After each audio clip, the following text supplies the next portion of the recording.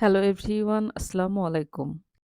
যেদিন বাসায় মাছ, মাংস যখনই নিয়ে আসুক না কেন, তখন তাজা মাছ, মাংস যাই হোক টাটকা সেটা আমার রান্না করতেই হবে। রাত বাজে ১০টা তো কি হয়েছে মাছ নিয়ে আসছে। তো সেগুলাই কেটে এখন ধুয়ে পরিষ্কার করে এখন আমি রান্না করব।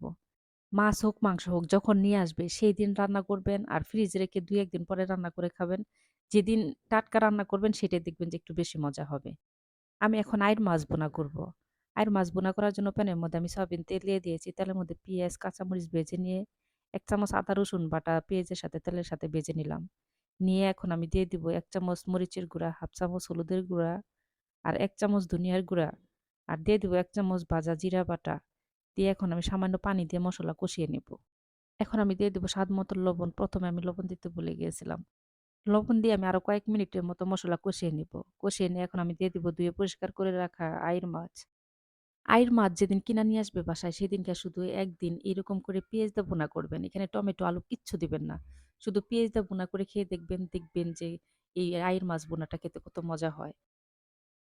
আইড় মাছ ভুনা করার জন্য আমি চুলার জাল একদম কমিয়ে দিয়ে তারপরে মাছটা ভুনা করব। কারণ এই মাছটা কিন্তু ভেতরে শক্ত, শক্ত থাকে। চুলার জাল কমিয়ে দিয়ে তারপরে মাছটা সেদ্ধ করে নিতে হবে। আমি আইড় মাছের মসলার সাথে একদম ভাজা, ভাজা করে নিব। আপনার যেকোনো রান্নার মেইন হচ্ছে মসলা ভালোভাবে কষানো আর মাছ খুব ভালোভাবে কষানো। এই ২ টা যদি ঠিক হয় তাহলে দেখবেন যে রান্নাটা আপনার খুব পারফেক্ট ভাবেই হবে। আমি ঢাকনাটা ঢেকে আইড় মাছ কষিয়ে নিলাম। যেন মাছটা খুব ভালোভাবে সেদ্ধ হয় আর মসলাটাও মাছের ভেতরে ঢুকে। মাছ কষিয়ে নেওয়া হয়ে গেছে। এখন আমি দিয়ে দিব সামান্য একটু পানি। আমার বাসায় যখনই মাছ, মাংস রাত হোক, যখনই মানে আমার রান্না করা আছে সবই। তারপরেও মাছ হোক বা মাংস হোক আমি একটু হলেও রান্না করবই। কারণ আমার টাটকা মাছ, মাংস একটু বেশি ভালো লাগে।